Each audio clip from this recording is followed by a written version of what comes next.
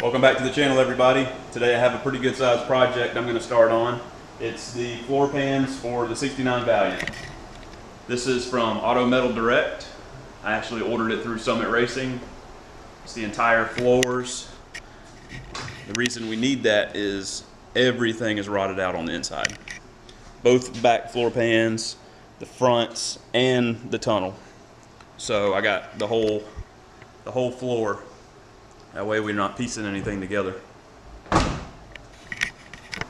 But what I'm gonna do is mainly I'm gonna drill out all the spot welds. So I've got a bunch of these spot weld drill bits or spot weld cutters. That's gonna be the main way of removing it, because I want it to be done as nice as possible. I don't want to just be in there grinding and stuff. I will use my little side grinder here to help me find the spot welds, and I'll show you how to do that later. But basically what you do is the spot weld's going to be a dimple in the metal from where it squishes the metal, and as you run your die grinder over it, it'll show a little circle of that dimple. So I got to get the front seat out. I'm by myself, so I got to do that. Hopefully it's not too heavy. Get that out, then I'm going to start going in with my die grinder, finding all the spot welds, start drilling spot welds out. And also, of course, I'm going to compare my floor with the new floor to make sure it's what I need, make sure it's the proper part. So that should be it. Go ahead and get started. Well, I do have this Porter cable drill, but it's old. I went ahead and charged the battery. That's the only battery I have.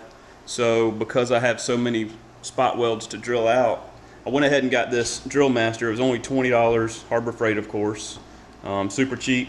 And we're gonna put this thing to the test and just see how it lasts, if it lasts, and hopefully it'll be enough to get the project done.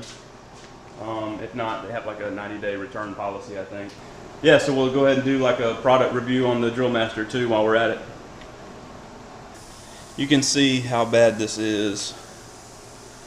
There's the passenger side, looks real bad. But anyway, the new one, I went ahead and looked it over. They look to be the same pieces. And with my die grinder, like I was showing you, let me get some light.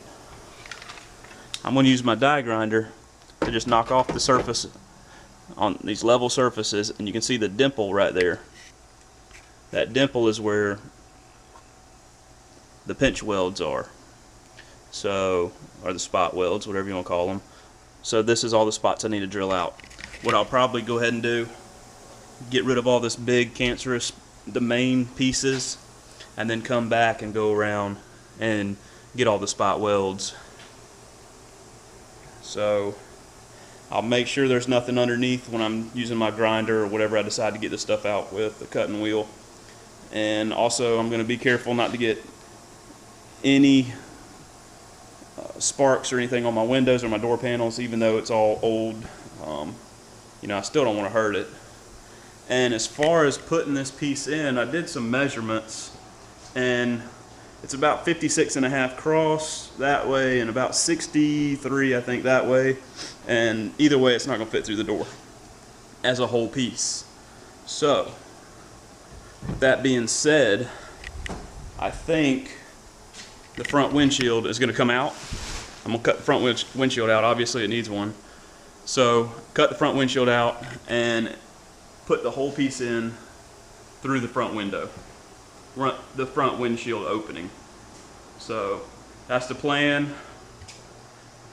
Cut out the main cancerous spots, drill out the spot welds, prep it, weld through primer on the bare spots, put the new pan in with the new holes to drill or to do the spot welds, and then spot weld it all back in.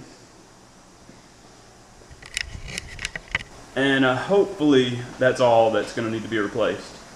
I'm hoping that the old stuff can come out, this can go in, and there's no other metal that we find along the way that needs to be replaced. So we'll see. Let's get to work, get started, and I'll keep you posted as we go. Alright, so been working for a little bit, got a big chunk out, and used the die grinder a little bit, and I don't like using that thing, so we've moved on to using the air chisel, and like for getting some of the spot welds, we're using a flat bit, and then for cutting metal, we have this bit, which we just trimmed out around here, and it makes these nice little curls. But anyway, I'm gonna go ahead and continue cutting out the big pieces, and then come along and get all this the edge work done, cleaned up, and yep, that's the progress for so far. Right? We're good.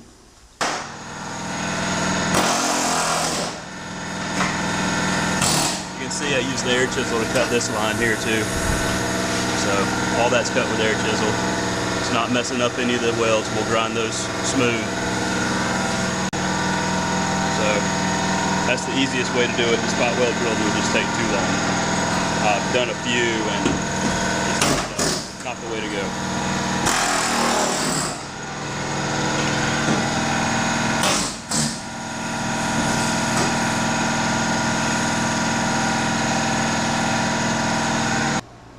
On to day 2 now. Last night, I guess we worked about maybe 5 hours total yesterday, and got the car at this level. Started edging out around the outer edge, the outermost part of the floor pan there, and the air hose broke on me. Got a leak on it, so had to stop for the night on that.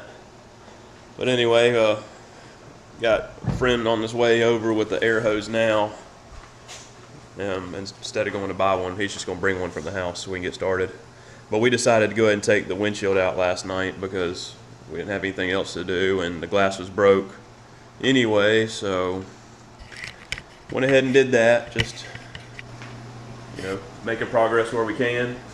So, like I said, the air hose broke. See the ends cut off because it leaked right at the end.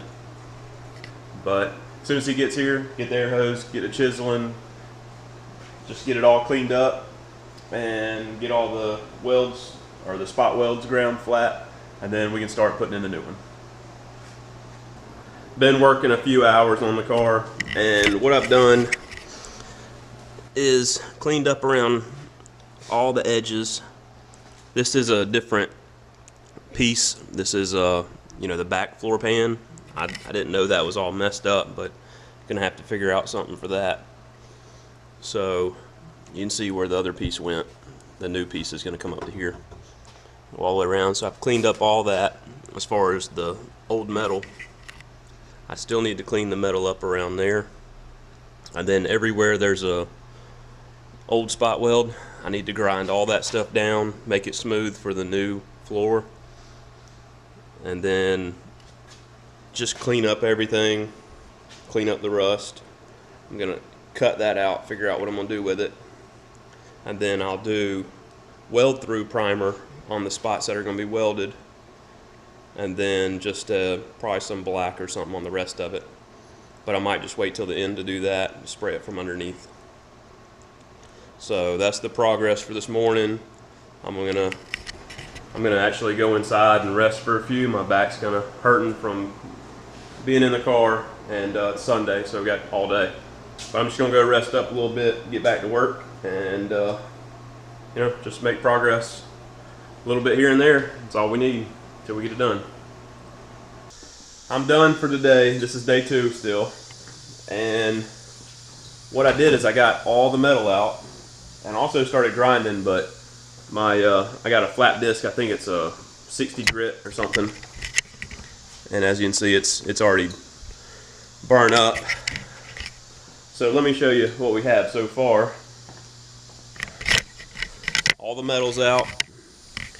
There were some bad pieces right here that I went ahead and cut out, but the new piece goes in right here.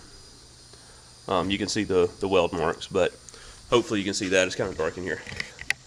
Then you can see over there I was grinding some, but all the old metal's out, up to the firewall. All that's out. This side needs to be ground, all these welds. These little leftovers from when we took it out is all left, so that needs to come out. I probably put in throughout the day probably 4 or 5 hours, and I think it's about 8:30 right now, so I'm going to go ahead and call it a day and get back to it. Today's July 2nd. I work tomorrow, so probably 4th of July I'll be back out here. And the next step will be finish cleaning up all the old welds, and then put the primer down, the weld through primer, install the new one, the new floor pans, drill out holes for spot welds, start spot welding it in. So that's what we'll do next time I'm out there, or I'm out here, and whenever I get to it. So, all right, that's the end of today. Day 3 of the floor pan install. I had to order this stuff because I couldn't find it in town. This is my weld through primer, so I can spray everything that I've ground. That's going to be underneath my new floor pans. And then after it's all welded in, I got some seam sealer. Put that in with a caulk gun, get all the seams cleaned up and sealed and good so nothing leaks.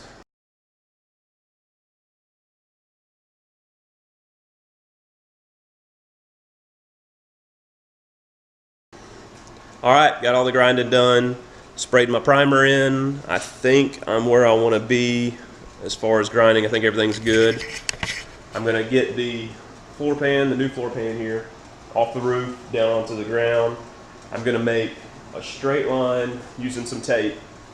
And I'm going to measure from here to here is about 18 inches or so. And I'll measure this 18 inches, cut it straight across, and I think that's going to be the way I'm going to do it here. I'm going to use a Sawzall to make my cut, because a grinding wheel is going to take off too much material. I don't want to take off a lot of material and squish my pans together. It'll probably be, only 1/8 of an inch, but if I use my saw, probably be less than a 1/16 of an inch.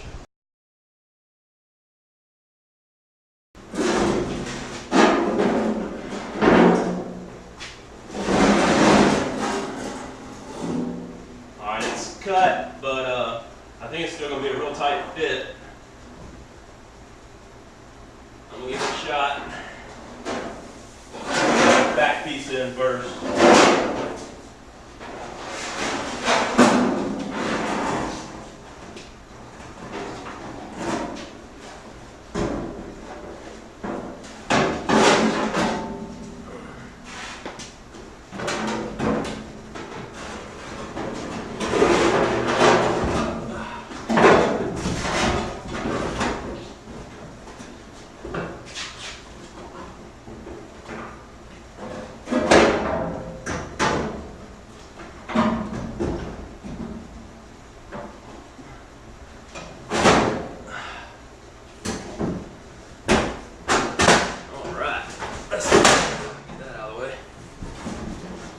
Spark shield. All right.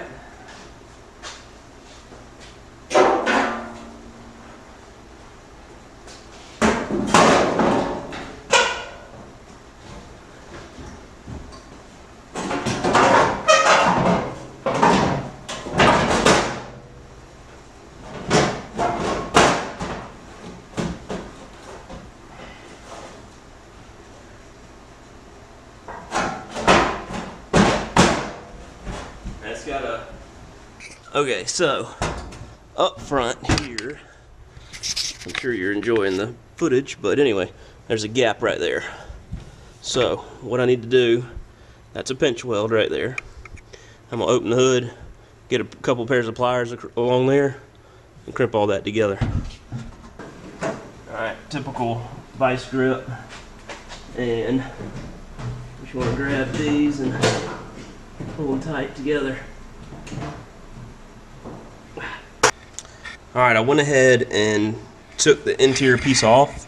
I ground the surface smooth and went ahead and put my weld through primer on that so nothing will rust. But I did that since I'm going to be welding from this side, and I still need to get my grinder and clean this off before I start welding. But this piece right here is the way I would like it. And then this, you can see, is is a little high, so I need to go inside and push it down. But it's looking good. I'm gonna put a couple of tacks in here, go inside, look and see what's going on, and then go from there. Okay, I got the firewall just over the tunnel there and pretty far out on both sides, welded up from the engine bay. So now what I'm going to do is I'm just going to drill a hole here. There's a support under there. I'm going to drill a hole for spot welds, that is. So I'm going to drill a hole for a spot weld here, one there, same thing on that side. That way it just makes it rigid and in place. I'll go back and add more welds once I'm done fitting the back section in. Okay, my GoPro battery died in the middle of that little speech there. But like I was saying, make a few welds to support the front piece, and then I'm going to move my back piece forward, butt it up to here, spot weld it a couple of times across there, and then I'll start drilling holes along the edge to get the back part stiffened up, welded in properly, and then I'll probably call it a day. I'm just gonna kind of tack it all in, call it a day. It's getting late, it's probably 7 o'clock in the evening, but you know, just a couple hours a day, get this thing knocked out, and you know, it'll be done soon. So anyway, let's get to work.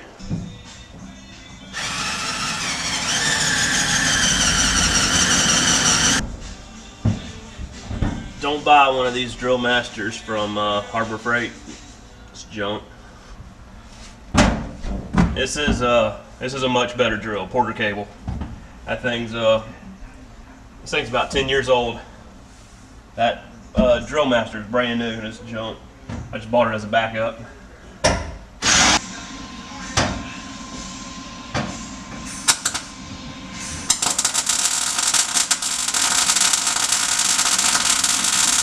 See, I've got a couple of spot welds going around the perimeter, and it's getting sturdy.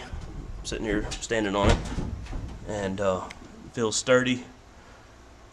A lot of spot welds across the front, of course, because I did that whole section.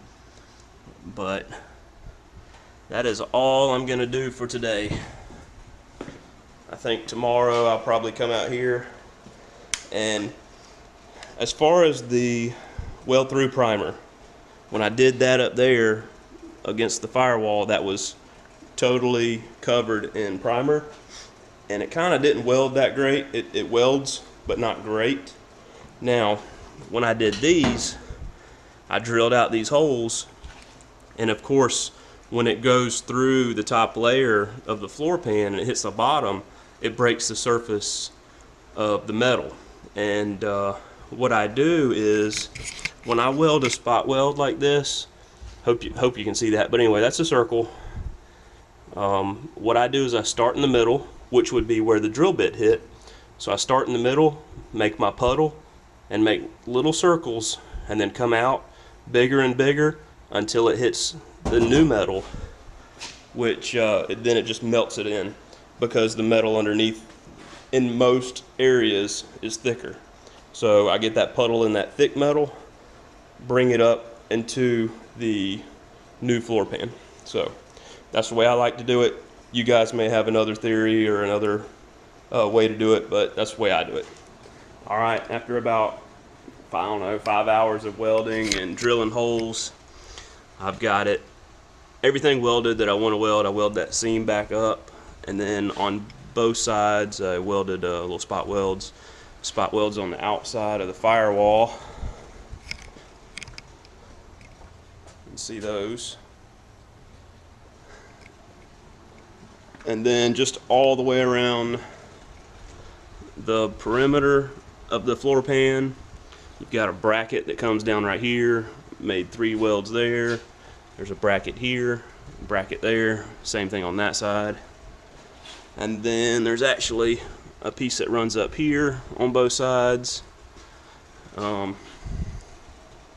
yeah, got the seam sealer here, and what I'm going to do is seam seal across that line, and then all the way around the perimeter, The factory, I think, uses like a round stiff brush, like a paintbrush kinda.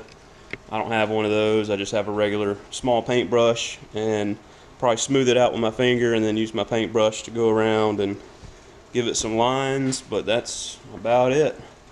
Go ahead and get started on that.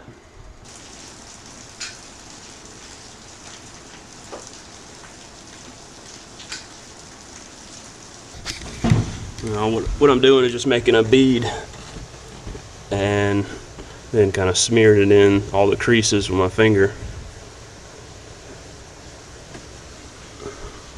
That way this thing's all sealed up. Now it doesn't need to look pretty. It's going to have, you know, carpet or whatever I decide over the top of it. But that's about it. Just kind of squirt it and wipe it.